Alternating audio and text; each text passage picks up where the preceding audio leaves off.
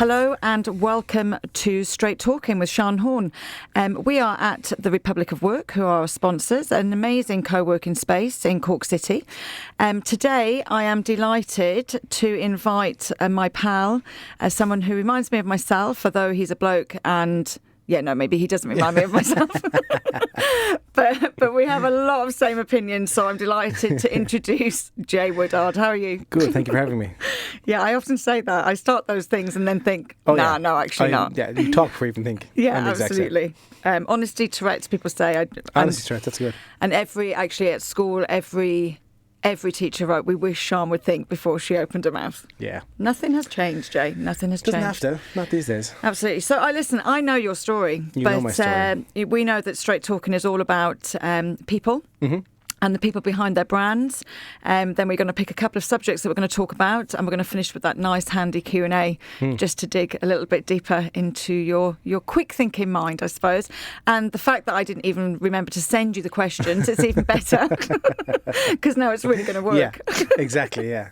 Brilliant. So, Jay, will you introduce yourself? Tell everybody a little bit of your history. I will, no problem. So my name is Jay Woodard. I am Jay Woodard on all social medias. So I started way back in filmmaking. I went to college for filmmaking. That was my passion. I worked in a cinema for 5 or 6 years while I was in college. That was it for me, filmmaking. Yeah. And obviously filmmaking is such a hard gig to get into. I started doing side gigs, promotional gigs. I had a camera, I had videos, why not? So I was doing promotional gigs, promotional videos for clubs and pubs. So I always say to people, if around, it must have been 2011, 2012. Yeah. If you saw a promotional video for a nightclub or pub in Cork, that was mine. Okay. I had Voodoo Rooms, I had Sober Lane, I had anything, I had Bodega Bang, I had everyone under me, which was class. Wrote Reardon's, I did everything. Yeah. And yeah, I was making some good money and tipping away. And then whatever happened, I formed a group of friends, which was good fun, just meeting guys and then I got introduced to Ken Parrott. I know Ken from the Street Fleet. He's still head of the Street Fleet and in 96 FM. And he said, "Oh, you do the videos, don't you? We need a Christmas video done." And I was like, "Yeah, sounds great, no problem." Did a few videos for them, and then I got a call one day off the CEO of 96, and they're like, "Hey, we're looking for a digital marketing executive. Would it be something you're interested in?" And I said, "Yeah, why not?" And we sat down and we talked about it, and from there I became a digital marketer. Yeah. And I just learned extremely fast. I was head of digital marketing for this, massive, huge branded radio station. They say what a risk they took, but we're talking 2015. We're talking early 2015, the social media wasn't still huge for these people then. It was just starting to ride that wave, wasn't it? Exactly. It was just there. They had, I think, about 40,000, 50,000 followers on socials, which was class for FPO. Yeah. And they thought, we better start focusing on social media. So they took someone in, they took me in. They knew I could do the video, they knew I could do the content. I had graphic design because my dad's a photographer, so I learned Photoshop pretty fast. And just from there, I was one Google ahead of them, one lesson ahead of them, learning faster than they were. But while I was in the cinema working, there was a Häagen-Dazs store. Remember the Häagen-Dazs at Man Point? Well, they lost the contract there, and they said to the staff, "Guys, what should we put in there?" And I said, "You should put a donut stand." And I was like, "No, I'm being serious. A hot donut stand would be class there." And they, "Okay, we'll think about it." And they never did. And since then, donuts were on my mind for 4 or 5 years. And then I always looked at America. And then I saw the Angel Dangers in Dublin. I saw the Rolling Donuts in Dublin. And I was like, this could actually be a thing. I could never understand it either because, obviously being from the UK, I'd go home a lot, and the phenomenon of Krispy Kreme in the UK. And when it arrived in Swansea and in Cardiff, it was only in Cardiff. So my brother-in-law would drive to Cardiff to get these, and I would stop in the only Tesco's that sold them to bring them back on the boat because there wasn't anything here. There wasn't, and I don't know what it was. There was a little hot mini donuts here and there, but Dunkin' Donuts. Well, yeah, so we can dive into the donuts now in a second, but from there, there's so much. From there, that was always on my mind. And I was always researching. I was like, I'd love to do a donut shop. I'd love to do something. I would love that edginess. I'm a fat bastard, so I'm in donuts. Bring on the donuts. I'm all in and just stars aligned. I saw a property that came available. I couldn't afford a kitchen. I knew I couldn't build a kitchen, so I had about $8,000 in my bank account. I said, I have to open it with 8,000. Plain and simple, I have to open this place with €8,000. So I got the places open. I went to Dundee for my kitchen, all the stainless steel, cleaned it down. I remember steaming the whole thing with a buddy of mine, Dara. He was in the kitchen with me 2 nights before, just getting everything ready. It is. And Yeah, I outsourced all my baking to a bakery in Youghal, Okay. Harrington. So I outsourced everything to them. So fresh donuts every morning delivered completely naked, and my team then would design and build and fill and everything in house. So we went from there. We launched Huckleberries on the 26th of November 2016, excuse me, and then it blew up. It was huge. And in your mind, when you did that and you outsourced that part of the business, was it in your mind that sooner or later you would have a kitchen and you'd move things? Or Yes, I should have. I was just a fool. Okay, Just so the explosion of money, Shan, was just insane. yeah. It was insane. You knew the queues, like. Oh, it was mad. It was- I drive past, and because my Yeah. husband had a business on George's Quay at the time, and I would drop him in some, and I'd be like, "What on earth are these people queuing for?" And you hadn't opened your doors yet, Yeah. and they'd be queuing Every day to there'd be be like, before we opened the doors, there's queues of 3, 5, 10 people like waiting. You know what I yeah. mean? And I was inexperienced in that scenario. There was so much money coming in. I didn't check of the background a lot of Okay. the time. I didn't say, I was like, there's money coming in. Well, like everything's working fine. If there's money coming in, then we're working fine. What Yeah. I could have been and should have been knocking something out. That's not working enough. Bring that product down. Go back and barter more people because I'm buying so much product in. I should have went back to Palace or Musgrave saying, look, I want this for cheaper. Do you know, Yes. just stuff I know Yeah. now. Yeah, hindsight. Just exactly the whole thing. But just Ireland reacted so insane to donuts. It was just insane. Like, so after us, nine donut shops open in Cork City, but the one that still goes today is Krispy Kreme in Dublin in Blanchestone. Yeah. They're the highest earning donut shop in the world. 330,000 a month they take in averagely. Like, Oh no, it's crazy. But like I know from like shopping in Cardiff, like you wait for the bell. yeah, the hot day, yeah. And that's The red light comes on. Yeah, so it's the whole experience. Exactly, and you that's what I know. was trying to build Huckleberries, was a whole experience, a brand. Yeah. You came in and then the vlogs happened because I said I was a huge Gary Vee, I still am a huge Gary Vee fan. He's like, put it on camera, put everything on camera. Show everything, everyone, make a TV show about yourself. And I did. And people loved it. People come in saying, hi Shane, hi Solen, hi guys. And our staff didn't know who these people were. They're like, hey guys, welcome. You know, like, it was Yes. just such a nice experience. And that's what we built, and it's just that side of things, I had it down. Like, for me, customer service was key, marketing was class, videos, product was great. It was just the business side. If I had a business partner, I'd say we'd have 5 or 6 to 10 Huckleberries somewhere around Yes. Ireland. Do you know what I mean, at the moment? But I just didn't, and I've learnt massively because of it. Do you know? Oh, I just think it's such a good lesson to learn, and it makes you someone that people should listen to now, because you know it's all very well and good when things are sweet. You know, I asked somebody actually the other day, "What's your motivator?" And she went, "Oh, life in general." And I was like, "So tell me about the worst day you've ever had in your life." And she told me, and I said, "Well, surely that hasn't motivated you as much as tell me about, you know, the good day." Yeah. Like, it does, though, a little. Do you know what I mean? Because you need to get out Yes. of that hole. And 100%. like I always say, it doesn't matter what happens to you, it's how you deal with it. And how did you, you know... So we opened the second shop. The 9 donut shops happened. Everyone started hating donuts in Cork. Yeah. The Twitter, everything was so toxic. Fuck donuts, too much. What's going on? And they all kind of started dropping off. I was like, right, if I can maintain this now, I should be okay once everything drops off. But our competition was a giant. Our main competition's a giant. The Shack. Yeah. He still is a giant. Like, Yeah. he's O'Keefe's Bakery. It's huge. They actually approached us to stock us before he launched the Shack. Okay. So it was one of those scenarios. God damn But, it. Yeah, but look, it is what he's a giant, and fair Yes. play to he's still going. Like, but I thought, right, if I get a second shop, my 2 to their 1 will dominate. Okay. I went too far, too quick, too deep. Like, the rent in the new place was 8 to 10 times more than the rent in the first place. It was a prime location in Dawn Square in Cork City Centre. Yeah. I thought, right, so much footfall. And the idea of it, though, like if you think, you know, you had both ends of town. So Exactly. the idea of it was correct. That's exactly if the my mentality. rent, if the... That too, but what I found, Shan, as well, was that location, people are walking past it, they're not going to it. It's a Yeah. walk past scenario. You don't go to Dawn Square to go to Dawn Square. You're No. going to Boots, or you're going back over to that side, to North Main Street. Yes. It's not just people don't even see you in their journey, where the first one was an absolute destination. Yes. We're going to get donuts and Huckleberries. With the second one, it's like, oh, that's another donut shop. Yeah. And it's kind of forgotten about. And we tried the window, and we opened on Paddy's Day. The launch was Paddy's Day of 2018, and the second shop, and it just, from there, I just started losing money hand over fist. hand over fist. Like you just lost so much money. Yeah. And so, like, for me, so for instance, like, obviously, I built a chain with Elite Pilates.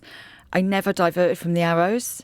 So the first model worked. So we only moved into places that were of the same model. Like, we never paid a penny extra, only lower. Yeah. That was extremely smart on your behalf. Yeah. Like, that was my plan, was to go to the smaller towns, Yes. follow the ramen route, which was the Middleton, the Waterford, the Killarney, just follow these places that don't have these, and then just be that dominant giant in those places. But this offer was put to me, I was like, it was a complete ego thing, because it was one of the donut shops that had closed down. Yes. So I was like, I'm going to take that over and be class. And everyone's like, oh, that, it was stupid. Yeah, we didn't think of the reason it is shut. Yeah. Exactly. But then again, their product was terrible, and their marketing was terrible, and everything was terrible about them. So I thought, we're class, everyone loves us, we're in. But you know yourself, everyone loves ye and doesn't know the backstory of the business and how it's going, and then you announce your close, they're like, but you were doing so well. It's like, that's the one thing I'm amazing at doing, is showing how good I'm doing. Yeah, and I always, because I'm a big one, like, someone says to me, how's it going? Oh, God, it's shit at the moment. Yeah. Because I have lots of friends in business. I've been in business a long time. And I have one particular friend, and we'd walk down the high street and people go, how have things gone? This is in the middle of the recession. We're both in the same industry, which has lost everything, beauty at the time. And someone would say, how's it going? And she'd be, oh, fantastic. It's just brilliant. And I'd look at her and I'd go, oh, God, mine's shit. Like, I need you to come in. Yeah. I need you to book, actually. Because... yeah, I just find it really... I can't do that. My face always tells the story anyway before I open my gob. Frank, who we had on, Frank Brennan from Row, always asked me, how's it going? And I said, tipping. He goes, I hate that word. Yeah. Because that's what you said when Huckleberries was closing. That's the last few months you said, we're tipping away. He said, you need to say something different, because I hate those words. Yeah. So I'm trying to teach myself to say, it could be busier. Yeah, I'm enjoying, like, so... yourself. It's just a mask I want, because we built up such a facade, and that was the thing as well. I built up I feel I built up such a good brand, and but it was a good. Nothing takes away from that. Yeah, exactly. It was a good brand. But I felt then I failed, and then that's when the whole imposter syndrome kicks in, and you're like, did I actually build a brand? Did it the whole... That's a whole other episode, or that's a whole other thing. Absolutely. Like, but fact of the matter is, you did build a brand. It was very successful. You learnt that probably you needed financially to look at the business model. If you were to do it again, that's the one thing you change. So when you open your next Huckleberries... Well, come here. There's been talks that now the last few months. People are saying to me, and I've had a few people approach me saying, look, let's do it. And I'm like, I don't know, could I get back into bed with donuts again? Even food, I'm like, I just don't. Because you know yourself, it's a whole other... Like, it's not just opening a donut shop. It's kitchens, it's staff, it's HSE, it's tax, it's insurance. Like, it's not just, we're open. It's a whole thing before you get everything going. Like, so... Collaboration, I'm thinking, Jay. Collaboration. Look, even a pop-up scenario was talked about, a tour of Ireland on a pop-up scenario. If there's demand, I might. Absolutely. No, listen, I think it's a great story. I think it obviously taught you a lot. I think it would teach other people a lot. And I thank you for telling it. And actually, I've heard it before, obviously, but every time I hear it from a different angle. I always try and cover the basis of what happened and tell that way, but it's great that people get from it. It's brilliant. Yeah. So we'll leave it there for now. We'll pop on to the next subject. Hello and welcome to Straight Talking with Sean Horn. I am still here with Jay Woodard. We've heard all about his amazing brand that he built and where we go from here, but he didn't tell us all about his podcasting. So we're going to obviously have a chat about that now. Jay has actually produced all of my podcasts from B-Bell, Brainstorming a Teacup, and now Straight Talking. So it's great to have you on, because you have a few podcasts yourself. So let's have a chat. So when I started working in public work, they announced that this was happening. And they're like, we're building a studio. I was like, class, I'm all in. I actually had a podcast back in 96 FM. Okay. I used that studio with Clodagh Haywood. It was a shitty podcast. It was just us having a good bitch and like first world problems thing we called it, and it was just people sending stories in. But we were in like 150 grand studio doing this on the downtime. Do you know what I mean? But I just fell in love with podcasts and the whole thing about it, and I just love this chatting. Like, if you can get paid to chat for life, you're living, like, that's a dream. Like, do you know what I mean? It is. So it's kind of like I also sometimes go like, am I cheating? Yeah, someone? Exactly. Like, what's actually happening here?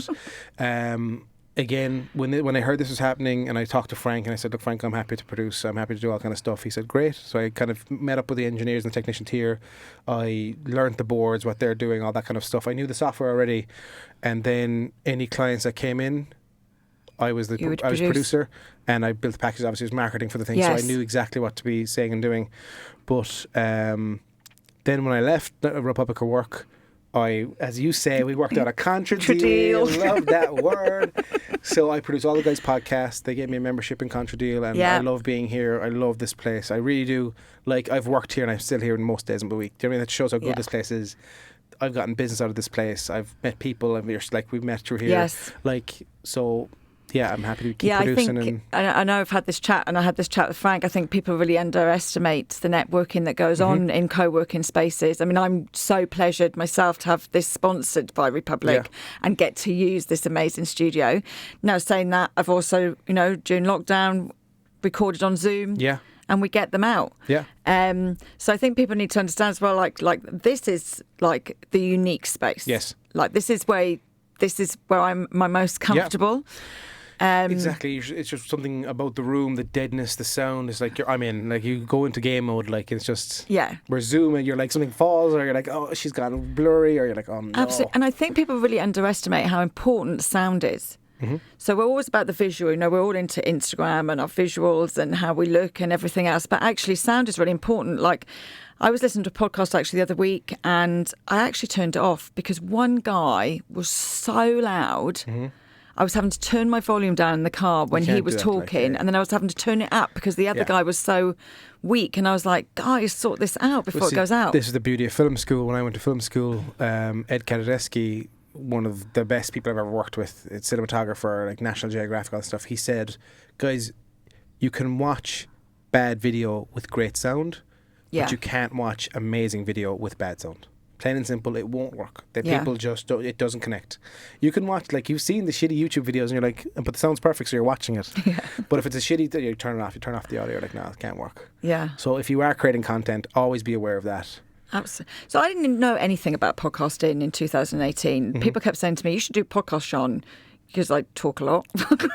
But I was like, I don't even know what a podcast is. And I remember ringing Republic and I was like, can I book the studio? We had to sit down and we chatted. Yeah, and we absolutely. Broke it down. And obviously, and you helped me. You helped me with the logo. Do you remember? Yeah, we got the logo. We got the whole idea of what how the format should be. Because I think people forget, I think people think you turn up. Yeah, and that's it. But with everything in life, it takes planning. But I'd never listened to one even before I did my first one. Like, what got you into podcasting? I was a big fan of Joe Rogan. Okay, my husband listens to him. Yeah, he's the godfather of podcasts. Yeah. Like, he still is, like, the biggest deal ever made for a podcast, $100 million, whatever it was. Spotify. Yeah. So, like, I know something. I was a big fan of him. Big fan of comedy podcasts. I love, like, Two Bears, One Cave and all this kind of stuff. And I was just into them. I used to love that kind of podcast. And what year was that, though? Like 2015, 2016 or earlier? Yeah, 2016, 2017. Okay. It was kind of... America had it first. America had podcasts I just like to know that I'm not too far behind. No, you're not that far behind. You're not that far behind. And then UK kind of came out with some great comedy ones, like My Dad Wrote a Porno. Yeah. All this kind of stuff. They were huge, like worldwide live shows everywhere. And then Blind Boy kind of blew up the Irish scene and made it realise, oh, it actually can happen here. And then, I just kind of filtered down, and then I said, I did one in 2015, I'm talking anyway, I have the resources. Yes. Why amn't I doing something? So I picked two things I love, the MMA and just talking shit with a buddy. And then obviously Content is King came after everything, which is blown up massively, we're delighted with. Yeah. So so I've Combat Offensive, the MMA podcast I do. Offensive Charm is the one where it's just me and a buddy, and then Content is King is the marketing podcast. Yeah. Which, if you are a small business, I would recommend listening to. Not for us, it's brilliant because you do learn stuff. And they gave me a huge shout out yesterday. So listen to episode 15. It's brilliant. It's so good. But I suppose Content is King though. A lot more goes with Content is King. Yes. You're on YouTube. You TikTok. Yes. So that was it. So for Content is King. For the other ones, they're passion projects. They're tipping away, and I'm really enjoying them. That's my side gig, and that's just me and a buddy and having chats. Yes. Content is King is me as my LinkedIn. This is who I am. Yeah. With Muriel Foley, like, she's a boss. I love Muriel. Like, I never met Muriel before. I met her twice, very briefly. Hey, how are you? Nice to meet you. At 2 Amplifies, year after year, and then she kind of really amped up with MGFD after lockdown. Yeah. And I've always had the idea of a marketing podcast, and I'm like, will I, won't I, you know, how will I do it? And I texted her one day out of the blue and said, hey, are you free for coffee? I want to chat to you about something. She's like, hey, of course, no problem. I met her upstairs in public work for 20 minutes. And I said, look, I have an idea. Content is king. It's a podcast. She's like, I'm in. I'm 100% in. And 2 days later, we had the first episode out. Like, we had never talked before, and I just knew I would work with her. I just knew it would gel. Yeah, you have. It's a perfect connection. Actually, I don't know what it was. I just knew. Yeah. I just knew in my I'm a true and honest believer of gut feelings. Yes. And I was like, in my gut, I like she's the one to do it with, because she's just funny. She'd be able to take the hits and she'd be able to give them back. Like, I'm pure band. Like, that's me. Is fun. But she resonated with me. The first time I ever saw her speak, like my friend Virginia was starting Up She Rises, and I said to Virginia, you need to ring this girl. I've seen her speak. She's the one, without a doubt. Like, she just presents so she's well. A hero. Yeah. And she knows her shit. Like, she has such a back catalogue of work. She's a geek. Like she's a marketing geek. She's great. The brands she's worked with, just the experience she has. Yeah. So it's like, that's going to be perfect for me, because I'm a pure run and gunner. I'm a guerrilla style marketer where I'm out in the streets, my Snapchat and this and here and there, and building brands that way. And then she's the by the book, analytics, depth in, what are we doing, but strategy. do you think that has made a difference to this one? Like, there's you've got 3 podcasts. Like, you know, you say 2 of them are like, you know, I remember, if you don't mind me saying, I remember you saying to me, should I keep doing that one? I said, do you enjoy it? Yeah. And you went, yeah, I love it. And I went, why on earth would you ever think to stop? Because as a business coach, lots of people ask me that lots of times. I say, should I continue to do this? It's not gaining, you know, the traction that I wanted initially. And I'm like, do you love doing it? And they're like, yeah. And I'm like, don't stop. Yeah. Because it will come. Yeah. And if you enjoy it, like, I'd never stop doing something that I love. It's true. It was just, you know, me now, I'm launching something big in January. So I'm like, brand wise, should I be aware of this and different things? So that's why I was chatting to you about it. But I just knew there was a space for marketing podcasts. Yes. Like, I listened to a few myself, the CMO podcast, Social Minds. These are like American and British ones. I never heard a proper Irish one. Yes. And then Click have one, I know, and then Social Antics now have one. So, like, it's populating, the market's populating nicely, and they're very different. I listen to them all. Yeah. Well, like, I always listen to yours. I always listen to Clicks, and that they are very different formats. Yeah, and that's what I love. And it works. Yeah, and I said to her, that's what's the first thing I said to Muriel as well. I was like, look, I know these guys have podcasts, and I know this is happening. We're not competition. There's no competition. We're complete community here. Like, it has to be. There's no, like, why are we competing in any way, shape or form? You don't need to. There's no need to. There's more than enough ears. Absolutely. And there's only 24 hours in the day, and you're only taking up a half an hour a week. Do you know what I mean? It's all community. There's no competition. Yeah. So yeah, we went viral on TikTok somewhat, like nothing crazy. We did a clip. What was that? So it was an insane Twitter hack that I saw a video about. Okay. So this guy had a product he wanted to sell. He's an airdropping guy. Oh, I know it. Yeah. Yes. Do you want to keep going? Yeah, keep going, because it's good. So he was drop shipping a what's it called? Yeah, kind of a trimmer for your eyebrows. Yeah. So what he did was, it was just phenomenal. What he did was, he got a bunch of smaller influencers on Twitter, between 5 to 50,000 followers. Yes. He then asked them how much for a retweet. They all said $5, $10, $15, whatever the price was. He then went to this massive makeup beauty influencer, Mua, on Twitter. She had about 500,000-600,000 followers. He said, look, how much is the thing? She said $100 for a full tweet, a branded tweet. Perfect. Did that. He gave her the copy. He gave her the creative to tweet. Oh my God, guys, amazing. I love using this. Yes. He then paid the 5 or 10 little guys to retweet her. Yeah. Like, just... But it's just inception in that scenario. So it looks completely clever. Organic that she's talking about it, and then everyone else's thing is retweeting about it and stuff. So for the bones, I think it was $200, $150 to $200. He had impressions of 42 million people. 42 million people on Twitter. I think that's just class, yeah. But it's just so thinking outside the box. Now, I've had a lot of people saying, yeah, we used to do it the whole time. But that's the first I've proper heard of that. Yeah. So, you're looking at me scribbling here, because I tell you why I'm scribbling, because I had a dream about a really good idea last night, and you just reminded me of my dream. There you go.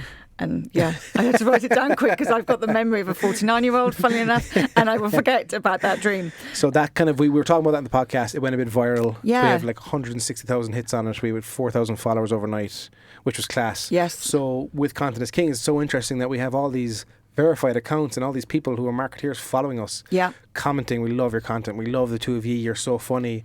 So it's good to kind of have the Irish out there. Absolutely, but are you directing that at like your listener? Who is your listener? So our listeners for Content is King is small business owners, marketeers, content creators, anyone who's trying to build a brand or work around that scenario. Do you know what I mean? And that's who I'm focusing on. Even if you like yourself or someone who even like a gym owner or a fitness person, like just someone who needs marketing advice. Yes. If in any way you need marketing advice, even if you work for a team, we have a lot of students listen to us, marketing students. Like, so I love the pro bono bit you do. Yeah, that was something I came up with. I don't know why pro bono came. I think I was watching Suits at the time, and that's what that came out of that. So pro bono is the free your new legal favourite advice. Word, pro bono. Yeah. So what it is contradict pro bono. The dictionary. I'll be a sister before you know it. No. So what it is we put it out on social media saying, look, we want to review your Instagram pages. Yeah. We'd love to help.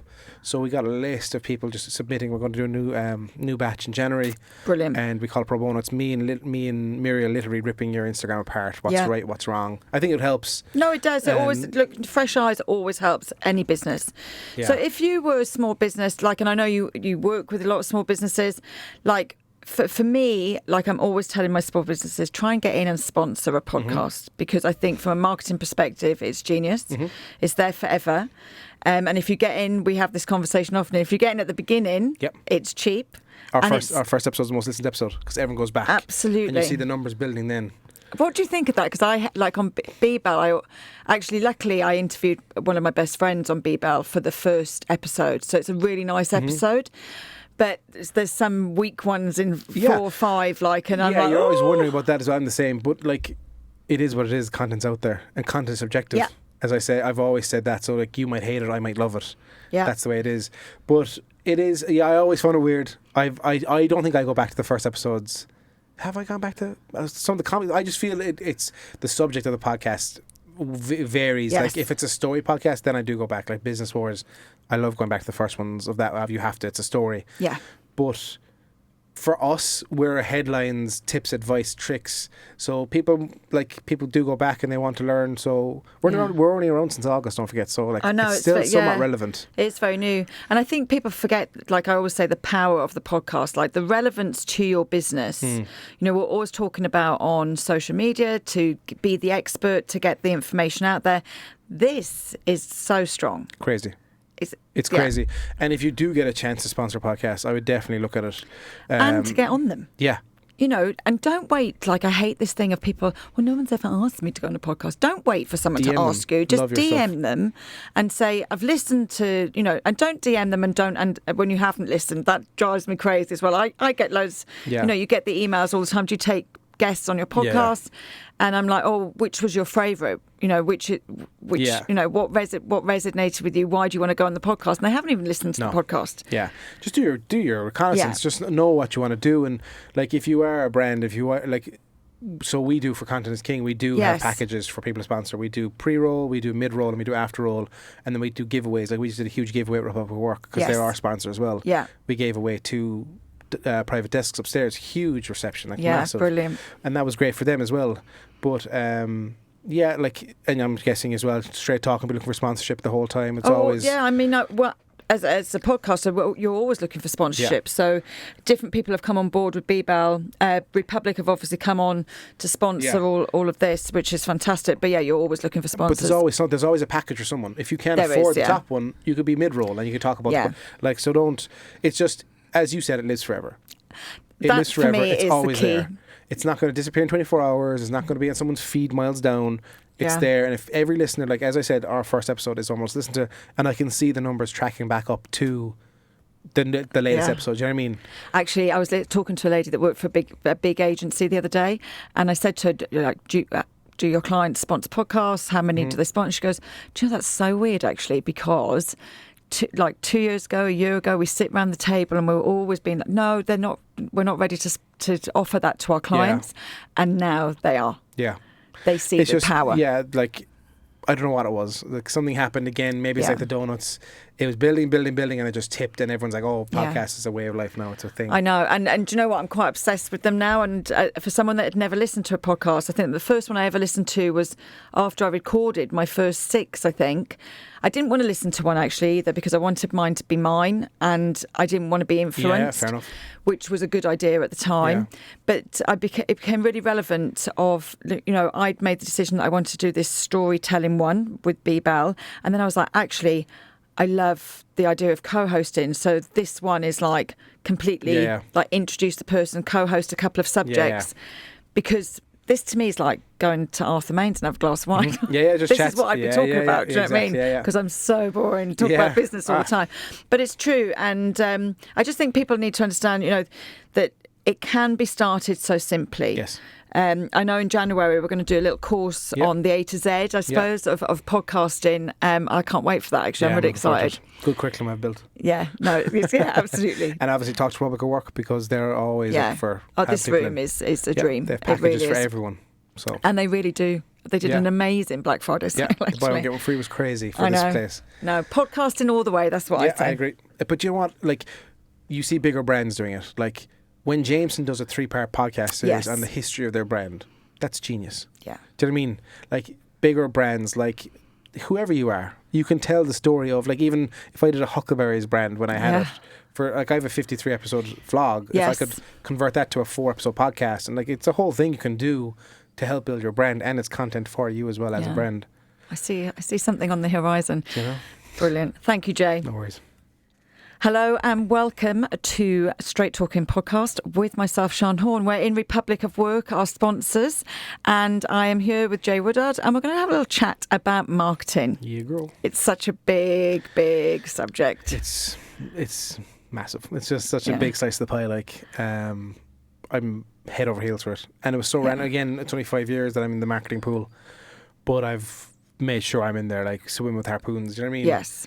It's just It's weird, actually. I always tell the story. I never knew I was a marketeer until I worked for myself. But you're always marketing. Yeah. I didn't realise I was always influencing people to purchase things. But I was like, and people would be like, "You're such a saleswoman," and I'd be like, "Am I? I just thought I was telling you about good shit." Yeah. But that's the genius. Actually, when you work for a brand or company that you really love, then it doesn't feel like marketing anymore. Exactly, because actually you're just so passionate product, about it. just you pushing that product. Absolutely. And so marketing wise, like obviously back in the day when I first started working for myself, it was, if you got a double page spread in Image magazine, that was a good job. If you could get on the radio, which nobody really could afford, that was unbelievable. And then obviously social media hit and everything changed. Just everything changed. Yeah. This became the TV. Do you know what I mean? That's the whole... I'm sorry, I was holding my phone up there. No. Like that's just, it's on camera. It's on camera. We're good. Everything changed, and that's where I came in. Yeah. And what's quite funny is I'm not against traditional. I'm not, because I have worked and I will work with traditional. Yes. But I worked at a radio station doing digital marketing. It's such a weird concept looking back now, but I am all in on digital. Like, it's just the prices you can get, the clicks. It's just. For your return, yes, is just stupid, man. Yes, and Facebook is still dominant. Yeah. Facebook is still the cost per click is just insanely good. But the problem is traditional hasn't adapted. Traditional hasn't adapted their prices to where they should. Yes. Like, the prices are still 5-10 grand for campaigns, and they're saying, "Oh, we have 280,000 listeners on a daily basis." It's like, well, you have no proof of that. Firstly. I have no return on investment unless I put some sort of coupon out there or some link, which doesn't really work a lot of the time, or a typing thing. But with social media and with digital, you have the analytics. You have you can see where every penny is spent. You can see what every customer's costing you. Stop it if you don't like it. You can double down on something that is working. Yeah. Like, it's just I dabbled in drop shipping during lockdown, just here and there, just dabbled really.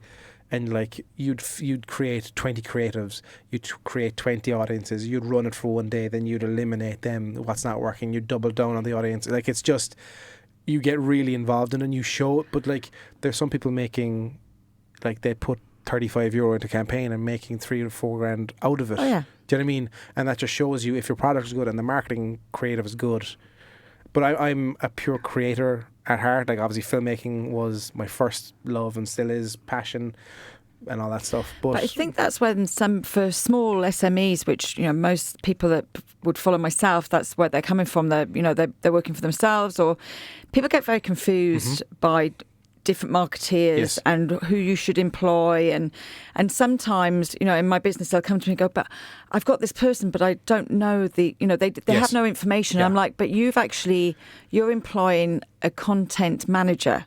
You're employing someone just to put That's exactly the content on your page.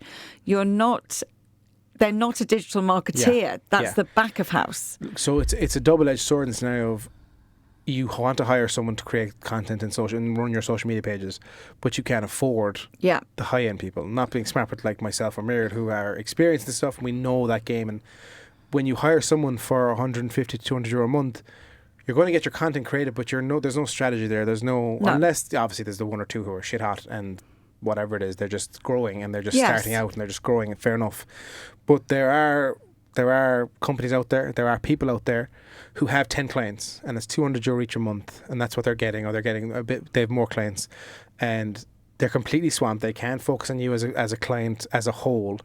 But there's no, as you said, there's no strategy. They're just creating content and timing it and putting it out. But I think there's a space for those people. Yes. If they explain that that's all they do. Exactly. Because but they don't. If I was given to pay someone 200 euro a month to put my tiles up and make my tiles on Canva for my for my other business, that's actually really good value. But if I'm looking for strategy, I'm looking to gain customers, etc., you need the knowledge of the back of house, and that's a different scenario. Yeah. But I think people don't understand the difference, and that's the problem. And hopefully from this, a lot of people will figure that out. But just sit down and talk to this person. Hey, are you a strategist with me? Are you going to be strategizing, or are you just content creating and putting it out at the times my audience is there? Because they're very different. Because a lot of the people I work with, that's what I'm teaching them. I'm like, okay, this is what you want. I've got somebody, I can refer you to somebody for that. Or actually, no, we need to do this campaign, and this is the person you need for that. Exactly. And that's my job, is to filter them out. Yeah. So with that, like a lot of people, like these people are so busy because they have 10 to 15 clients. They put a post out and go, yeah, it's done. They don't look back. They don't look at the analytics. They don't see, did it work? Didn't it work? What way we can steer that content right? Obviously, the audience prefers this kind of content, not this kind of content. Yeah. And it's just a whole other thing. So if you can afford a person who is a bit more strategic and will sit down and rip and have 10 clients, I think it's okay if you'd ask in a meeting, how many clients do you have? Yes. I think it's I think absolutely. you don't have to reveal names. I said, do you mind me asking how many people you're working with? How much time I'm getting for my money? What's actually happening? Like, be completely transparent. Like, this is your money. Do not, you're just throwing money on the drain if you're hiring someone just to create content for you like that. Talking of transparency, so you're launching business, fabulous. Yeah, can't wait to see it. Because you have both sides of the of that strategy. You can create. Yes. You have the film, the video, podcasting. Everything. Jesus, what do you do, Jay? Do you know what I mean? You do everything. But you have the back of house knowledge too. Yeah.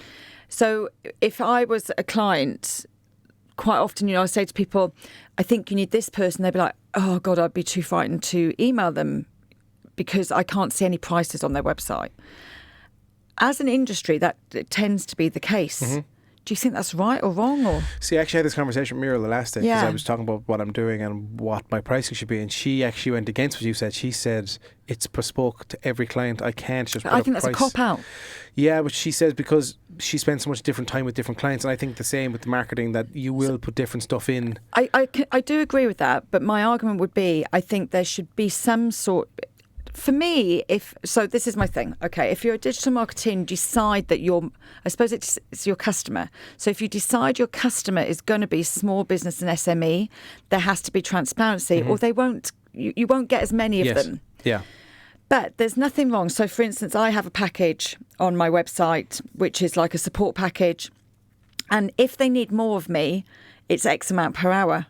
And it just says that. I think that's what I might look at as well, as like that. The first initial meeting you have, or the strategy meeting, is this much. Yeah. And then we build packages after that, just so they have a rough idea. I think that initial meet, people are scared by it, Yes. without a doubt, and they shouldn't be, because actually, when you realistically think about what this person's going to do for you, if they free you up to do all the good shit that you love doing in your Yeah. business, which means that you will have a bigger return, then it makes sense. Yeah. And as well, a lot of people are worried because they don't want to hear it. Yeah. They don't want to have their brand ripped apart. They don't want that autopsy on their business. Yes. Because like when it comes to marketing and branding, we don't just go in and say, "Oh, your image is wrong." We rip the business apart as well. Like you have to. You it's have to all look at attached. everything. Yeah. You have to say, why is this? Why are they not wearing t-shirts? What's going on? Like, this kind of stuff. Do you know what I mean? You have to fully. I remember helping a business after Huckleberry's closed. I won't say them here. Yeah. But it was a few lads and they texted me saying, "Hey, can you pop into town for coffee?" I said, "Absolutely, I'd love to pop in," because I knew them kind of briefly. Yes. And we ended up spending 4 hours together in Soma having a coffee, and I ripped the entire business apart. And they changed everything. They've rebranded everything. They've Yeah. done everything. They said, "Jay, like, thank you." And I was like, "Fuck, I should have charged them for that." But I think I'm like you in that scenario. I just It's I so just, hard. I just get passionate about something. I'm like, I'm in. I'm like, zoom, zoom, zoom. And that's what Muriel was teaching me as well. Muriel was teaching me as well, that you have to stop. You have to you have to know your value and you have to know your worth of, right, stop talking. Yes. Because now you have to charge.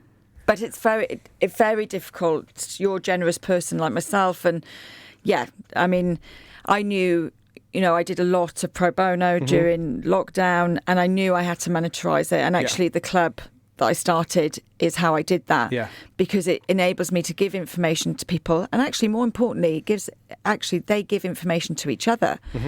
And it monetizes community. it. It's not that, are you free for a quick coffee? Yeah. And then you spill your guts out on the table, and then you're like, oh my God. There's so many people like that will take advantage of the free coffee or the coffee. Yes, which is fine. and it is fine too. That's fine like I never too. want to not Yeah, people be of course. scared of having a coffee, but I think my style now is more coaching than mentoring.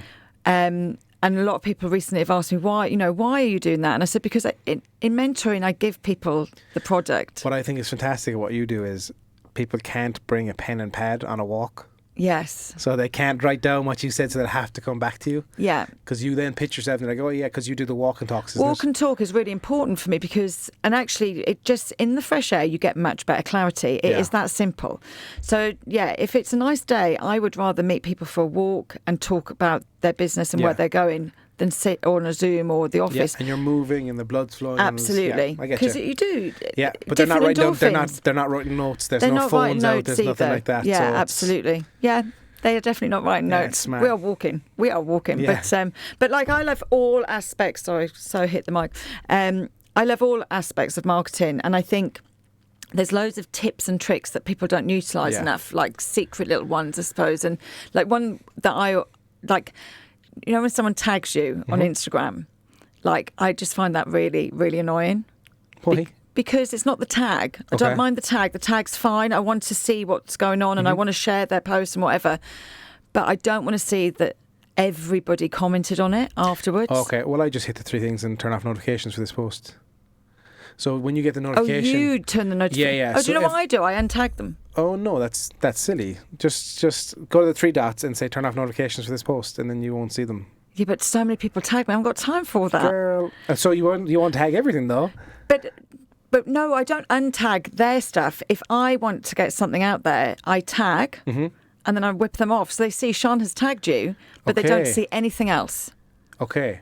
So I literally, the post goes up for 2 seconds and I take it off. I would disagree. Really? Yeah, just do it. It's fine. You're not getting tagged on everything. Yeah, I was. Yeah, I no, was on getting Huckleberries. I was getting annihilated every day. Like we were getting, like I had 400 comments after 1 minute on a post. The way we used to do the Oh, Huckleberry good God. Minute. That would just, I'd be having a Yeah, nervous so I used to breakdown. run I'd a be competition. hyperventilating. Every post I put up, it was called the Huckleberry Minute, and you had 1 minute to comment #Huckleberry Minute. Okay. With donuts, because obviously Instagram see a spike in the Yes. algorithm. Everyone's commenting on this one post and liking. So my algorithm, I was visible everywhere. Yeah. So I turned off notifications. That I had to, because you have 500-600 people commenting within 1 minute of your post. So like you could literally Yeah. scroll your phone and just see the notification after notification. Even right now, like I'd say. Oh, yeah, no, I like, just can't. yourself, just notification after notification. Absolutely. Well, I actually, I'm a little bit work-life balance. I don't have notifications on my phone. Smart. Yeah, no, I can't do it. I Yeah. turned it off 2 years ago, actually. Oh, really? Oh, I was ready for lockdown, Yeah, babes. I turned off the blue ticks on WhatsApp. Okay. That's my biggest thing I've done. So you can't see if I've read your comment or not. Oh, I like that. Yeah. That's a good idea. It's just because people see the blue ticks and like, why haven't they got back to me? Yes. It's like, because I'm busy. Yeah. I'm busy. Yeah, no, So absolutely. again, another trick from Muriel. She's like, turn off the blue ticks, Jay. That is a very good idea. I'll show you it after. What's your biggest tip for competitions? Because people love a competition. Love competition. It drives great. Yeah. Drives great. Reach and everything. Yeah. Fast. I think the simple strategy, good content, a good piece people are happy to share. I think what's very smart as well is the save. You have to save this post. Yes. Because I saw your little hour the last day. Yeah. You have to save this post. Like, even if it's tag a buddy below. That's my dream last night. Was it? I've got a competition in my mind all around There that. you go. It just boosts you massively in the algorithm. Yeah. This is solid content if they're saving it. Like, you'll never see the response. You'll never see if people saved it. But if 50% of them save it, you're laughing. Because So I think usual, tag a friend, save this post and share it to your story. Should you do something? So I'm always We're about... talking about Instagram, but yeah. Yeah, but years ago when numbers were smaller and everything was starting out, like say for Elite Pilates, if we did a competition, you'd have the winner, and then I would actually contact everybody else as well and offer them something. Yes, that's so smart. I think 10, 15%, 20% off. I just think it's a nice touch. Thank you so much for entering our contest. We appreciate your support. It's a nice, if you have the time, I agree 100%. Yes. Don't forget about TikTok. Let's not forget about LinkedIn. TikTok is massive. I love TikTok. Okay. I really love TikTok, and they've started rolling out guides. So like TikTok's Christmas guide, check it out. It's amazing. Yeah, it is getting better for business, isn't it? It is huge. Yeah, TikTok business. If you Google TikTok business, TikTok. Yeah. TOK. Yeah. Yes. You'll see it. It's a creator's dream. It really is for this platform. But if you're not a creator, hire someone who is. Hire an influencer, take them on, like team up with them in collabs. I saw a fantastic collab yesterday. I was so surprised at it, but it was so random. It was Lisa Jordan and Sweet King. I was like, well, that's fucking random. But it works. Yeah, so random. Lisa is giving €500 to a charity and an iPhone. Yeah. And Sweet King is giving you all their products. And I was like, that's very random, but it just works. Her audience is perfect for it, and Nathan knows what he's doing on that side of things. Absolutely. And it works. So, like, find the influencers who you think. I always kind of go between 5 and 50,000 followers. I think if you go over 50,000, it's going to cost you too much. And as we said, we've had this conversation over coffee before. I don't know, are you getting the value of the oomph, the influence per se from that kind of person? Because if they have 500,000 followers, like, oh, she's a nice top on. But if it's 50 or if it's 10, you're like, oh, I love her top. And then she'll talk about the top and she'll put more into it. No, I'm not discrediting influencer in the bigger scale, but I just think you get more out of micro-influencers. You get more love. Well, for an SME, you couldn't afford the big ones anyway. Exactly. But yeah, so I've always worked with micro influencers in 2 of my businesses, and it's always worked really, really well. But actually, recently I'm working with a company, and my friend, amazing business, Ground, and everything she's done is organic. Okay. For social media and everything, she's unbelievable. Obviously launching in Brown Thomas is fantastic. But she said to me, I've always been at her, get on Instagram. She's like, LinkedIn is my Instagram, and she's heavy into LinkedIn. And since launching this product range, she can't get over the power of Instagram, how friendly it has been to her, and what the influencer world is like. Yeah. She said, this woman came in and said, oh, I had to get it because so-and-so mentioned it. She goes, well, what's that about? Because she never lived in that world, so she didn't realise how powerful it was. So as a small business, I couldn't agree more. I think it's the way for me to market without a doubt. And all the girls I've ever worked with or blokes have been fab. There's just a lot of negativity around it, I think. Yeah. It's just out there, all these influencers asking for free stuff. It's like, yes, there are. Don't get me wrong, there's always the negative side of people like that. But there are some out there, and there are influencers I've worked with who I've loved working with. And I will work with it again 100 times. Emma Varian Barry is doing something very clever at the moment, and she's put in ad break. Okay. And it's actually... In what sense, sorry? So in her stories. Okay. So when she starts... So yesterday she's working with Tesco's. Very smart. And she puts a beautiful tile and it says ad break. And then there's... then there's 5 or 6 stories, and then at the end of ad. Okay. And actually, because her content's so beautiful, it breaks it down. And if you want to tap through, you tap through. If you want to watch, you watch, yeah. Now, I must email her because I'm dying to know, because she was getting a lot of stick, and I'm dying to know if, because of that's nasty, that... Yeah. Because trolling and whatever, it's just jealousy as far as I'm concerned. But I'd be really interested to know if that has helped that for her. I would must say ask her. It's interesting. But Like that's why I bet Huckleberries influencers. Yes. I hit them up. Hey, I love your content. Keep going. Call them for free box of donuts. Like if you have a product that you can say, right, I'm going to set 10 aside this month, and I'm going to give to 10 influencers. Like you'd be so surprised the difference that'll make to your business. You really will. Even if it's a candle, whatever it is, whatever the business you are, or if it's a service you can do. Say, look, like yourself. Look, I'd like to do a contract deal where you're helping me promote, and I'm helping you. Like. Talk to them.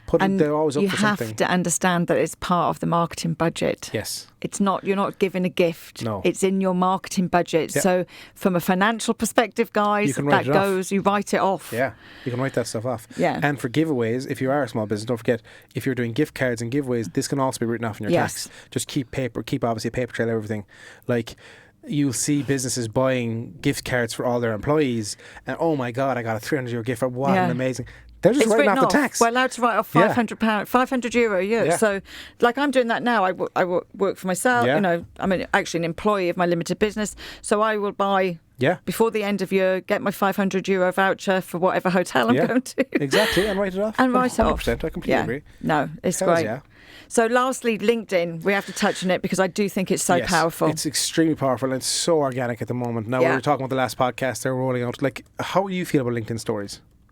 Okay, so I actually listen to your podcast, so I'm still doing them. I pop up. I always make sure it's active. What kind of organic reach are you getting? Is it kind of, are you seeing? Horrendous. Yeah. Like I've got thousands on my LinkedIn. Same. And like some 12 people. Okay, I've had about 300 on one. I was like, that's surprising. It's horrendous. And now they're rolling out ads for LinkedIn stories. It's just so random, but organically posts is huge, and I think it's quite supportive on there. Yes. I had to go off Muriel giving out about the graduation photograph. Like I love popping at Muriel saying, look, what are they doing posting graduation pictures, because obviously it just tanks everything. It's a whole thing. Content is king, go listen to it. But, episode 14 I think. I just tend to rant a lot, but I love LinkedIn.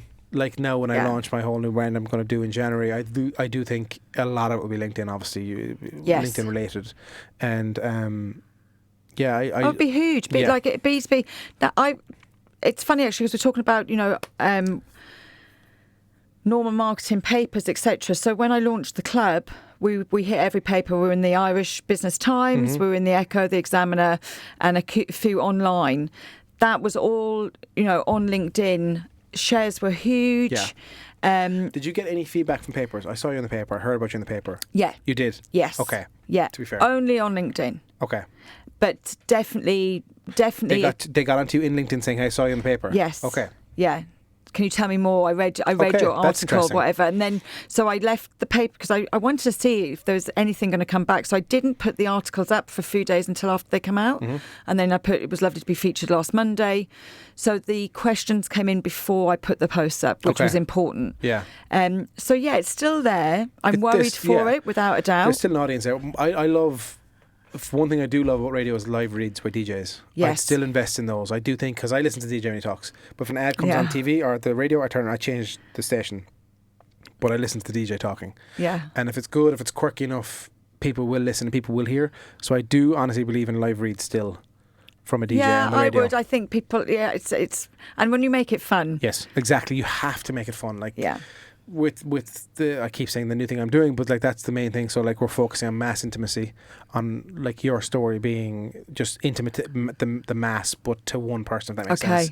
And it can never be. That? So mass intimacy. So it'd be a scenario that we'll tell a brand story. Yes. And millions of people are seeing it, but it's intimate to you. It feels like it resonates just to you. So that's what we're really focus on, mass intimacy, and it can never be funny enough. Yeah. No product, no advertising can never be funny enough. Okay. Like, just the ads, you think back at, like, the one that just jumped in my mind, as I said there. I remember, like, this John Smith's beer, whatever it is, or Smithwick's, and it's the fella, Peter Kay, and everyone's training and everyone's happy, and he's eating the orange, he goes and kicks it, have it, and the ball just flies away, and it's like, it just resonates with me, just people respond. Yes. Funnier ads work. It's because of the feels. Yes. Because it makes you feel good. That's why people love Christmas ads. Yeah, someone asked me for a testimonial yesterday, and actually it was for fabulous Jeanette Cronin, Mua, and I did one of her courses, but it took me back to when I used to enjoy taking time to do something for myself.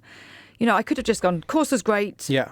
she gave me loads of information, but actually it was much more than that. Yeah. It made me remember how much fun I had with makeup. It wasn't just a troll, get up in the morning. And yeah. So, and she was like, "Oh, thanks so much." And I said, "But it made me feel good, Jeanette." So I need to tell people that how it made me feel. That's exactly why the two words mass intimacy has to work for us, because no matter what brand they're telling, no matter the brand, the story you have to tell has to connect to someone, to the audience we're pitching to. Yeah. So that's something we're really focusing on. So in your new business, you'll be doing the full 360. Yes, we're full service. I'll say it now because it's going to be out. So Yeah, it will be out. Ad32, it's a full service advertising agency we're launching. So I'm very super excited for I you. am. Because the problem is, because I've had a few failures in the past, I love marketing. Obviously, I'm all in, and I'm quite passionate about it. I was afraid to start this in case I failed at it.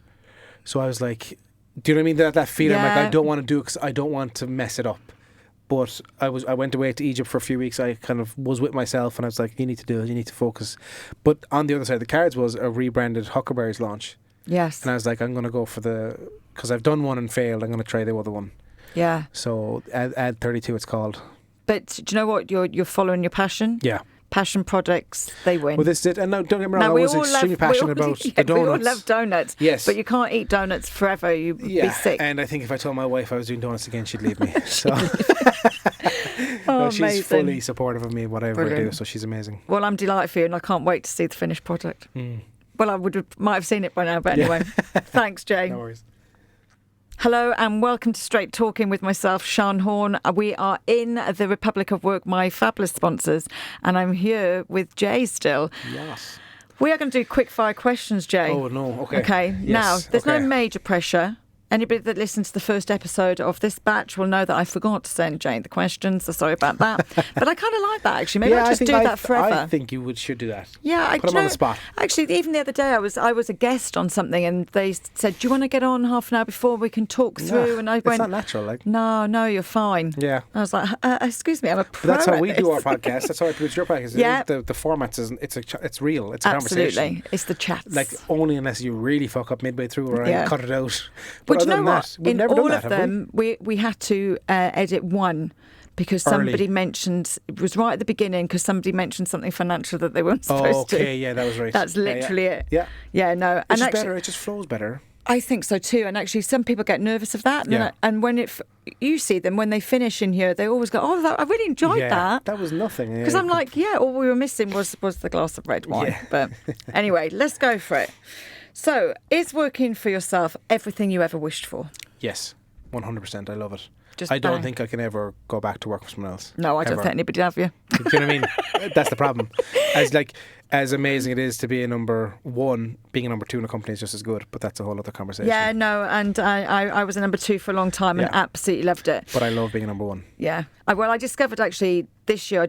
I'm not a follower. I'm a leader.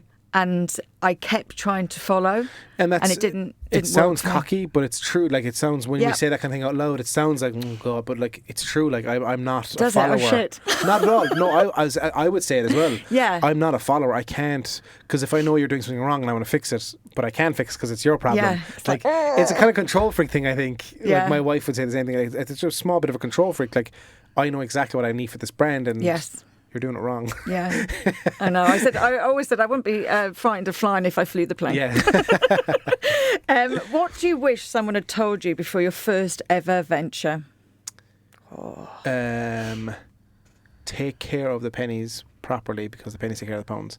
In the scenario of build your team around you that you can afford, and that just watch everything. Because the money is obviously so important, and that's what I said about Huckleberries, was there was so much money coming in. Yeah. I didn't look at them. Like, obviously people told me, "Oh, look, you'll do great and well done, and watch out for this and this," but I was warned about the VAT, and I was told all about that kind of stuff. So it was just keep a look at your bottom line, because if you're not watching that, it will cut you. Like, it is. It's all about really the bottom right hand corner, but understanding your break even is essential. And also as well, surrounding yourself with people that aren't like you. Yes. Exactly. Hire people for the stuff you're not good at. Absolutely. If you're not good at it, don't try it, hire it. Now, that's weird coming from me, because I've said I'm self-taught, but the likes of, I'm not going to do my own books, I'm not going to do my own, that kind of stuff, do you know what I mean?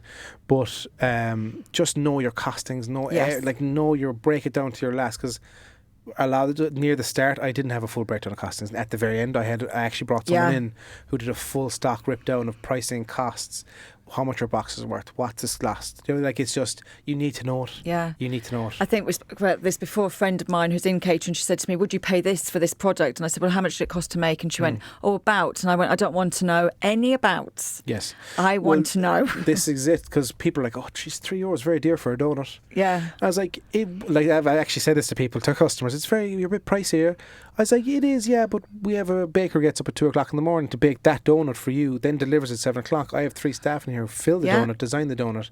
I have electricity, I have rent, I have rates, I have staff. I have what do you want? We're not Tesco's. If you want a Tesco's donut, but that's what you comparing it to. Please go to Tesco's if you want. Used to get that in Elite Pilates actually when we first opened, because there wasn't any other reformers really here, so people would say it's very expensive, and I go, what are you comparing it to? If you're comparing it to the class in the big gym down the road where they have 60 people in there and they charge you £8, we only teach 6 people. And it's way more personal. That's you can't compare. I think just people are so used to, I need the cheapest product, which is fine. Yeah. As a human being and a family person, to survive, you need that. And listen, I'm thrifty. I love being thrifty. I love car boot sales. I love all that stuff. Like, I love haggling with people. But people are expecting products to be able to compare. Like, they'll go to a burger place and think, why is this so expensive when McDonald's is this? It's like, well, McDonald's is like that. We got that comment all the time. Yeah. Why do I pay €3 and I get 5 for €2 in Tesco's? It's like, no problem. Go to Tesco's. You're not my customer. We're not comparing. Yeah. We're not competition. Like, I'm not. Apples for oranges. Exactly. Jay. But okay, so actually, you gave me this question and I stole it from you. Do you think you can fake it till you make it? I did. Yeah. I did. I think you can for a period of time. Yes, can't I you? agree. Yeah. I do think, again, there are people out there now, I'll tell you off air, who I think are still fake it till they make it. And it's so transparent. I can see it's so blatant. Yes. And they do have an audience, they are following. But I think for a certain period of time, yes, I think to get your foot in the door, you can fake it till you make it. But once your foot's in the door, you got to work your fucking ass off to make sure I'm here and I can do exactly what you need me to do. So that's yes to a degree. Yeah. I always love that saying, what is it? You know, if you do what you love, you'll never work another day in your whole life. Mm-hmm. Actually, if you do what you love, you work your tits off for the rest of your life. Yeah. But you love it, so who cares? Exactly. But, okay, business reviews, overrated, understated? Both. For the food industry, they're atrocious. I hate them. Okay. For services like yourself and stuff, I think they're brilliant. Testimonials. Like we had competition destroying us on comments and reviews and stuff. Just that kind of stuff, you know. That happens everywhere, it does, I remember Pat Phelan on Twitter laughing because they tracked back to a local someone here, but it's so poisonous and people are like, oh, they're super value donuts. Like, what are you talking about? They're super value donuts. Does that make sense? Whereas, like, what's that going to do? But it just, then some people are sheep and they'll follow and they want comments and they'll follow things. So I think for food and stuff, I don't think it's amazing. For food industry and catering industry and cafes and stuff, because if obviously you're gonna have one bad experience, like if you're in a cafe, and you have a bad coffee or you have something, like, fine, tell them, I didn't enjoy this coffee, guys. I think there's something off. No, don't go to TripAdvisor and give them 1 star and say atrocious. Like that doesn't help anybody. No, absolutely. And you know, funny enough, twice this in the last month, actually, I've been to 2 places that I go all the time and didn't have the same experience that I normally have, and one of them was in person and she said, how's everything? You know, because I know them. Yeah. And I said, do you want me, like, I'm happy to tell. And, and I said, look, this just compared to last time wasn't so great. And she was like, thanks so much. And I was like, absolutely no problem. And I'm already booked in to go again. Do you know what I mean? Because I know it was just a one-off. Exactly. Like a friend of mine owns one of the bars in town and we had dinner there a few weeks ago. And he said, hey, how's it go? He came over to the table. How was it? I was like, man, it's actually not great at all. Yeah. Do you want to taste it? Yeah. He tasted it. He's like, man, thanks so much. Went in. Talk to the chef. Like, they need to know this. Don't be afraid to tell them, because it can't get better. It can't get better. Like, they need to know that it's not. And obviously, like COVID, when everything opened up with COVID, people were saying, please tell them that you didn't feel safe, or please tell the shop owner, don't put it on social media because you'll destroy. Like, you're still destroying them. You're chipping away at them. Yeah. If you put a bad review up. And actually, I think TripAdvisor have changed something recently, haven't they? They're like, unless you've actually been, you can, like, in the place, you're not allowed to leave. It, is it? Yeah, you're not allowed to leave because things were happening, like during COVID. You know, like in the UK, that guy went to a castle. Yeah. And he shouldn't have. Yeah. And people were going, this castle is horrendous. But they weren't there. Yeah. They've never been there. They were just telling them off for letting something happen, which actually was completely out of their control. Yeah. But TripAdvisor, they didn't take them down. And you're like, take them down. Yeah. This is it. And then then make the change. For businesses like ours, Yeah. I think testimonials, I think reviews will Yeah. be huge. Yeah, they are. They're They're massive. massively help, especially if it's a face you know. Yeah. Like I have, And to I get one always for you. I have think- to get one off you for my thing. Okay. It's Christmas, Jay. Presents. BT's is my favourite shop. No, joking. Best business advice you were ever given? Just fucking do it. Yeah. Just do it. There's no point. I was talking to a student. He's like, "Oh, I was thinking about doing it." I was like, "What do you do? Just do it." Just do it. Because I had a great job. I was on good money up in 96 FM, but I had this dream of a donut shop, and I just did it. Yeah. I left on the Friday. My wife told me we were pregnant on the Monday.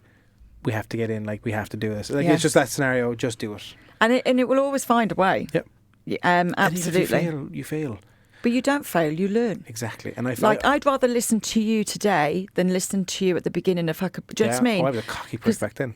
Yeah, we've had that story. I thought you were a bit of a wanker, actually. I always just say hello to you and I'd be like... Because I thought I was God. Like, I thought I was... Like, we had the National Donut Day with 500 people coming outside our door. Like, I thought, like, we were... The money we were making was just insane. But, like, anyway, lesson learned. But I think just fucking do it, because if you do it and fail or learn, you're a year older. Absolutely. Plain and simple. And you can go back to the job, you can go back to whatever you need. Like, it the will always next thing be you there. do as well would be always so much better from the lessons that you've 100%. gained. So apart from Google, what are the top 3 websites that you refer to most and why? Pornhub. I'm Sorry? Actually, to tell you a quick story. My nephew is so funny. He's like got no filter whatsoever, Okay. and he's like 14 at school, and his teacher says, "What do you want to be?" And he goes, "I want to be a porn star." So this is hilarious, but it's actually a program called Porn Stars, and it's about porn and Pawn stuff. stars. P-A-W-N, pawn the stars. teacher was like to my sister Brilliant. to Parents' Day, he wants to be a porn star. She's like, "Oh no, it's a TV program on TLC." The websites I refer to most yes. would be my podcast analytics on Spotify and iTunes. You must show me how to do that. I'm show you how to joking. do that. I think you set it up on my old laptop. You have to do it on this one. Would be Social Media Today for all the headlines and social media news. And the other one would be, I'll give away a secret here no, I won't. I'll keep my secrets. Go to number 4, Jay. Keep my secret number 4. I'll be What would be another squeezing one? that out of you later. Probably Instagram. Yeah. Would that be something That's that's fine. acceptable? That's fine. Probably If you Instagram, look just at it on reviewing your everything. laptop. Yeah, I do. I Yeah. work from desktop, yeah. Perfect. Fabulous. Is there something about you people would be surprised to know? I was in a... Time for you to go, no. I was a musical star as a kind of kid, not a star. really? Jesus, I was singing Were you and like dancing. jazz hands and everything? Danny in Greece, like I proper. knew there was a reason we got on. Yeah, I was. Did you tap? Which? Could you tap? I couldn't tap, but I can dance pretty good. Oh, wow. I've been told I'm a pretty good dancer.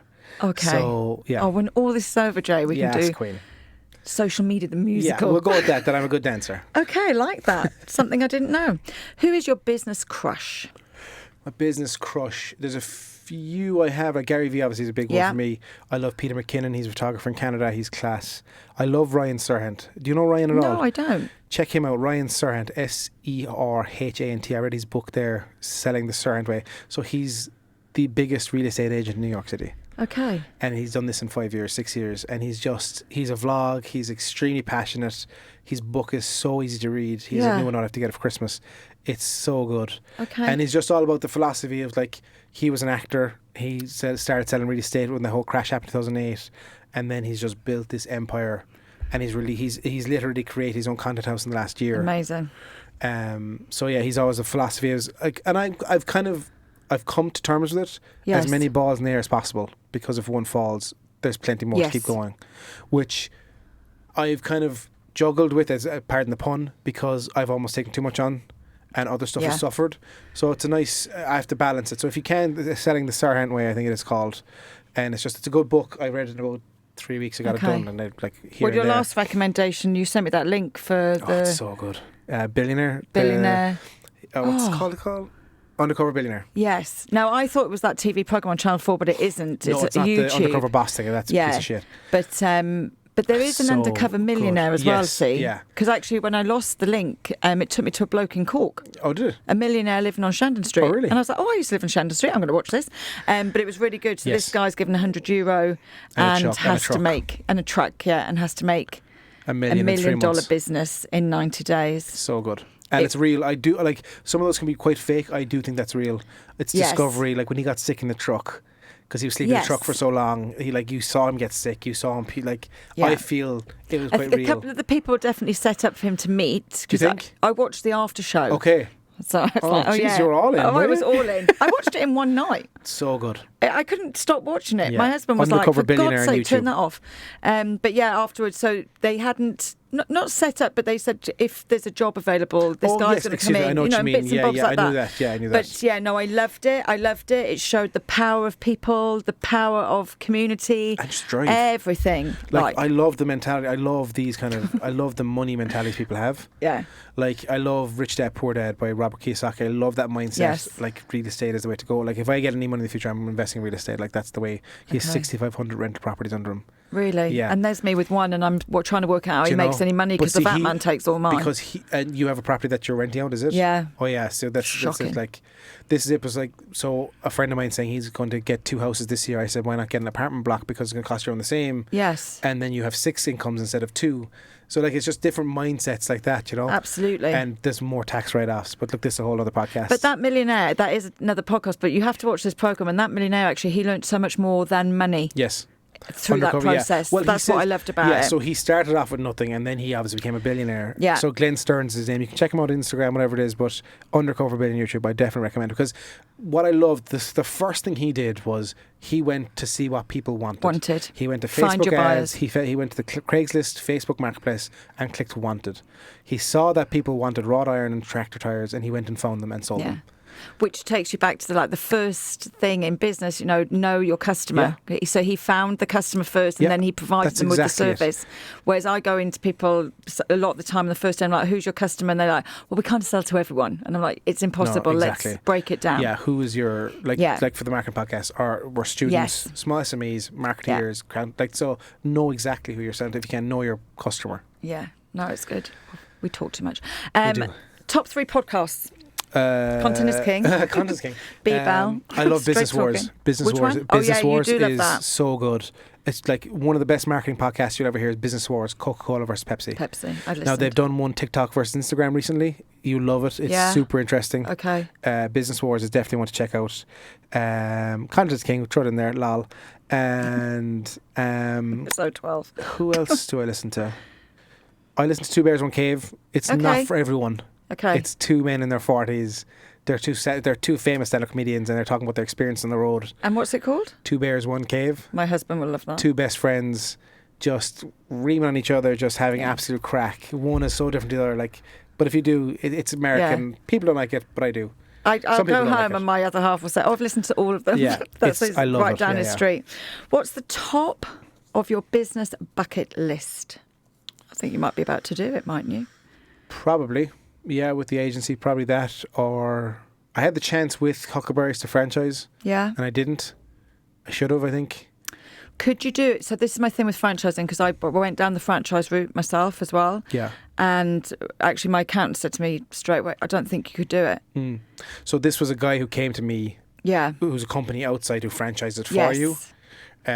But I do think so what happened with Huckleberries was with the growth and everything happened, we actually had what are they called? Where the funds where people, not a hedge growth fund, but people's pension funds Okay. came to us, and he said, "I'd like to invest 2 million into Huckleberries Wow. to expand fast," and he wanted 10 in Ireland and 6 in the UK in the bones of 10 months or Yes. 12 months, and I was like, what do I even do here? Like, I was like, but the payment plan was I pay them back over 10 years. Okay. That 2 million with a bit on top or whatever it is from the and they probably own a stake as well Yes. in the business, whatever it is.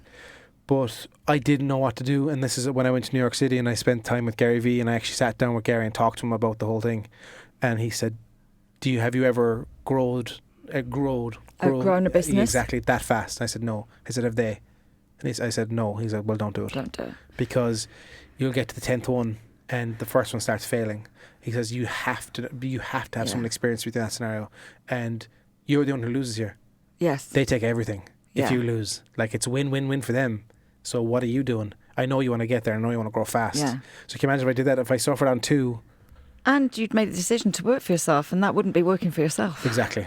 Yeah, So no. yeah, It's a tough one. yeah. Mine would always be standards, and if someone rang me and said, I've been in Liverpool and it didn't look the same as, and I'd be Yeah, like, yeah. oh, Yeah. yeah, couldn't Did do I it. answer the question? I did. You did. Oh yeah. Yeah.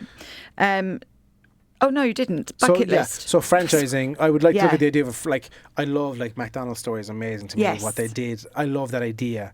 I think the idea is I want to build a global brand, Yeah. and franchising is the way through that. Yes. So maybe working with global brands might quench that Absolutely. thirst. That- You know, I think it would. I think so too. Most memorable achievement. Huckleberries, I think. Yeah, everything absolutely. there, and just yeah. What's your favourite business or brand and why? I love McDonald's. Like, I love the idea of McDonald's. Everyone knows exactly what it is, Yeah. and I love the fact that they're so good at. If I go to Egypt, if I go to Kenya, if I go to Canada, it's the same burger. Exactly that. It's the same brand. Yeah. It's the same chips. It's the same Coke. I love the. It's obviously not amazing food, obviously, but it's tasty, Yeah. and you know exactly what you're getting. I love the story behind it. I love the movie behind it. I The love movie's great, yeah. just the whole real estate scenario that they buy the real estate. I love that idea of it. Yeah, I have a few more, but I think McDonald's would definitely stand up to be one of the best ones for me. Perfect. How important is your network to you? We're in the Huge. Republic, yeah. I love people. Yeah. I'm a people person. Like, my wife is an introvert. I'm a complete outrovert. Like, I love talking to people. I love, like, I have 5-6 circles of friends. Do you know what I mean? I love Yes. networking is everything to me. Like, it got me my last job in the Republic of Work because I knew someone who knew someone, Frank, and like, and it's just, out of the business we're in, it just, you have to. Yeah. And you buy from people buy from people, and that's the whole thing. 100%. And most importantly, what have you learnt about yourself this year? The year that was This 2020. year, 2020. I've learned you can take time. I've learned it's important to take time. I spent some amazing time with my family. I really did spend some amazing time with my family, and I never thought I'd be into that. Like, I look forward to family time now, if that makes sense. I love, like, as cheesy as it sounds, but take time for yourself because it's so important. Yeah. Because it will be gone. Oh, And absolutely. Like, my son is 3 now. Like, in 10 years he's 13. He doesn't want to hang out with me. Do you know what I mean? It's going to happen. So Yeah. take time for yourself, I think. Yeah. I think children have had a really good year. I know my nieces Yeah. and have just sucked up their parents like But as they've well, loved it. I think they've actually, it's benefited them mentally as well, because you're surrounded by people you love and you're learning and talking. Like, was it Frank saying to me that his kids just over lockdown, like, he just saw a huge growth in them because interacting the whole time, they're not being sitters or whatever it is. But even with Wyatt, you know, he's with us, he's talking to us, we're teaching him. Yeah. No, crazy. it's mad. Even my niece, who's 9, she'll Zoom me now, Yeah. like, and talk to and have a conversation with me. Yeah, yeah. Now, she'd never have done that before. Yeah. Like, yeah, I think it's smart, yeah. But you know what's shit for all students is there's no more snow days ever. Yeah, Ever. Because Forgotten. Zoom, because Zoom. people can just jump on Zoom, go out to Zoom. Absolutely. So How our world has changed. Jason, listen, thank you so much. Thank I you can't for wait having me. to It put was good those fun. out. And I shall see you again very yeah, soon. we'll go upstairs for coffee. Yeah, excellent.